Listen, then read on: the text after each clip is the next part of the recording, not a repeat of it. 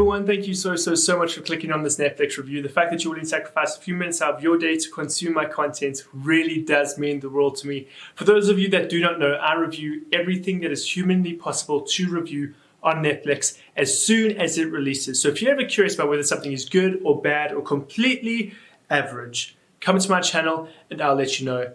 I want to become your go-to Netflix guy, so please subscribe and let's just jump right into this review of Shadow and Bone. Once again, I was lucky enough and privileged enough to get a pre-screener for this series. And so I'm able to watch and review and now let you guys know ahead of time whether this series is good and worth your time. So let me give you a little bit of history about this series. This series is actually an adaptation of a trilogy of books by Leigh Bardugo. This series is actually known as the Grisha Trilogy or Grishaverse by its fans.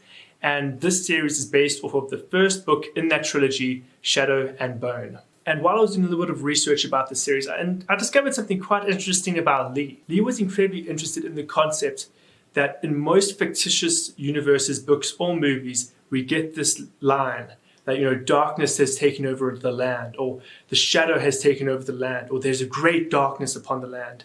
And she wanted to take that idea, that concept, and make it a reality. So this series is actually about the Fold, which is actually the shadow land. And I thought it was a really clever concept to take this line of dialogue that is used in actually pretty much every single form of fantastical writings, movies, or series. A shadow has fallen upon the land, and actually make that a physical location. I thought that was very clever and a very interesting concept that she took. And what I really like most about this series is that the story is actually based off of the Russian Empire from the 1800s. And so you get a lot of very unique dialogue, names, locations, and culture in this series that I thought was really fun and exciting to engross myself in.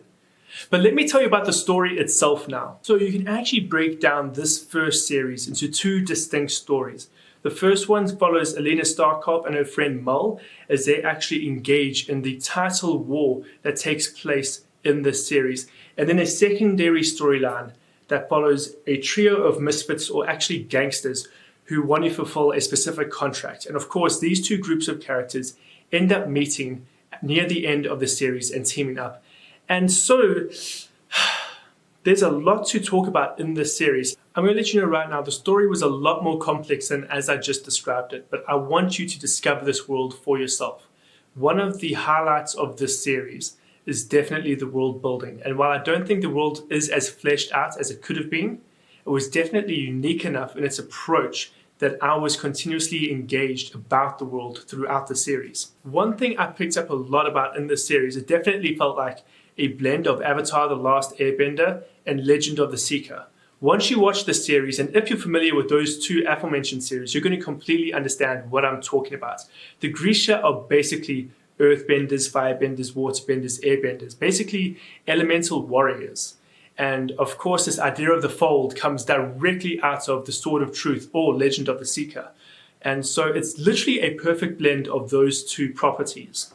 And so world building aside, the next big thing is, of course, performances.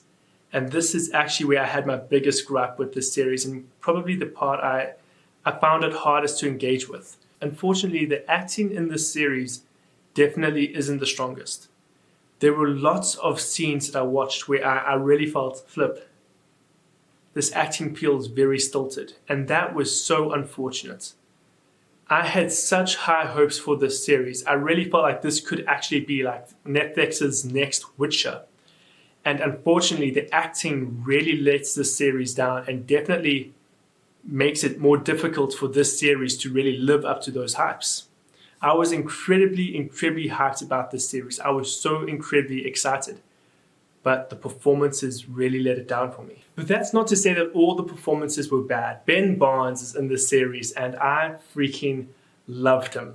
He was amazing. I thought he peaked in Punisher, but he just brought it right back in this series. Every scene he was in, he stole. He was captivating, charismatic. His performances were multifaceted and multi-layered.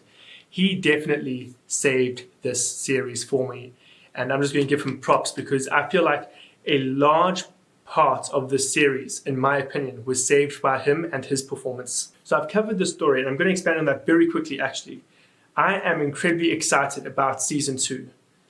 The final episode of this series, no spoilers, I'm warning you there are no spoilers, but the final episode of this series was by far the most enjoyable episode for me. And I'm actually incredibly excited about Season 2. Season 2, I believe, is going to be much more enjoyable than Season 1 in every way, shape, and form, simply because we've actually gone past this awkward origin setting. I know the origin story at this point has become incredibly cliche and almost boring. And so Season 1 struggles with that. But thankfully, hopefully, in Season 2, we are going to get more developed characters that are more well-rounded and a lot more engaging and exciting. And I can't wait to see where the story heads in Season 2. Sorry, that's me done with the story. As I mentioned, performances felt incredibly stilted, but Ben was fantastic. Set design was absolutely awesome. As I mentioned earlier, I was completely sucked into this world. I thought it was incredibly unique. The Russian aesthetic was brilliant. It was a stroke of genius, and it definitely set this series apart from other post-apocalyptic or young adult-orientated series or films. I will say this as well, and this is very unique for me personally. This was actually one of the few times where I found myself supporting the bad guy. That doesn't happen often. I don't even watch series like Breaking Bad because I don't like the idea of supporting a villainous character. And everyone's like, oh, that's not what Breaking Bad is about. That's just my personal opinion. But this series really made me want the villain to succeed. That doesn't happen often, but I was literally waiting and going, no, the villain can't lose. Like, he's tried so hard. He is the most captivating character. I want to know more about him. I want to see him more. And that is good, actually. I wish the rest of the characters got me that excited. And unfortunately, they didn't. But at least I had that villain that I was able to enjoy and love. So guys, in closing, I feel like I've been very harsh on this series. And I believe a large part of that is that I really hyped up this series in my mind. I believed this was going to be the next Witcher. I was so excited. And unfortunately, I believe my hype was misplaced. This definitely isn't a bad series. It's very well made. The performances, as I said, were stilted. But the story and the setting bring this story to a higher level. And so I've got a lot of mixed feelings about it, a lot of mixed emotions about it. But if you're someone that enjoys series or movies like The Hunger Games, the Divergent series, then I would say watch this. It has the DNA of exactly what you like, exactly what you're looking for. It's about young adults really fighting the system, sticking it to the bad guy. And so if you enjoyed Hunger Games, Divergent, anything in that vein, you're going to have a good time with the series. But guys, thank you so much for watching. You guys are the best. You're awesome.